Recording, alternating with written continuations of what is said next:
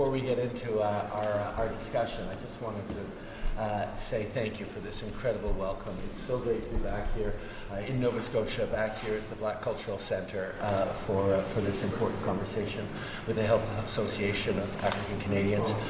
It is a time of all sorts of different challenges in the world and in our communities, and keeping people healthy and positive is one of the big priorities we all have to face. But we also know that the African Canadian community faces particular challenges, and there are amazing solutions and focuses on the right kinds of things that are going on, and being able to hear about everything that you're doing, and talk about some of the things that we've been doing as a government as well, focused on healthcare from a federal perspective, where we do have a role to play in supporting the provinces and making sure that they're delivering things the right way on a range of initiatives, from specific initiatives like the Black Mental Health Initiative that goes to community organizations to deliver appropriate, culturally sensitive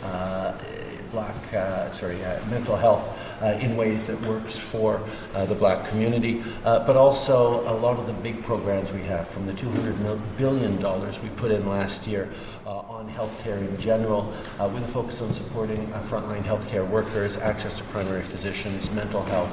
All of that underpinned by a much stronger data collection strategy that includes disaggregated data, so we can actually see what's going on in communities, and making sure that the results that our healthcare systems across the country are delivering are actually working for people. We're moving forward on dental care, which is helping massively. Already 2 million seniors have signed up just in the past months. Over 100,000 seniors just since May 1st have accessed dental care, many for the very first time. That's making a huge difference in not just healthcare, but affordability for people, or our pharmacare initiatives, which is focusing on two things that I know matter very much to this community. First of all, access to prescription contraceptives for women of all ages. This is something that is really important in terms of being able to have the ability to plan when to start a family and how, but also initiatives on diabetes. We know that people who don't take their insulin face not just terrible health consequences, heart disease, amputations, and blindness, but they also obviously end up costing our healthcare system a lot more in terms of resources that could be better spent on prevention and supports for people before they get into these situations.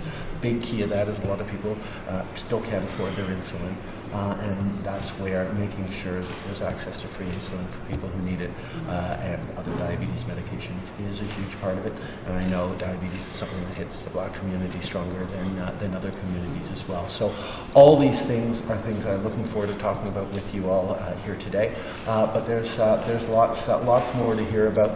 Je sais particulièrement pendant la pandémie, la communauté noire a été très présente. The sisterhood was extremely impressive in what you were able to do in terms of destigmatizing, bringing people together, talking about healthcare during some very difficult times. Federal government was glad to be part of that. Mais en général, c'est un grand plaisir d'être ici avec vous aujourd'hui au Centre culturel noir, et pour parler de santé, pour parler d'assurance médicaments, de soins dentaires et de tout le travail que nous allons continuer à faire ensemble. Merci beaucoup. Thank you all very much. Sharon, I'll turn it over to you. Well, No pressure. not at all. Welcome to African Canadian space. Thank you, Prime Minister, for the opportunity to be with you today. We are delighted to be here, and we are very pleased to have an opportunity to talk about the Health Association of African Canadians.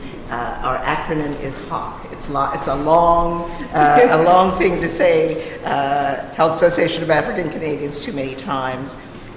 We are 24 years old this year, and we have been leaders in Black health in this province, and I dare to say across Canada as well.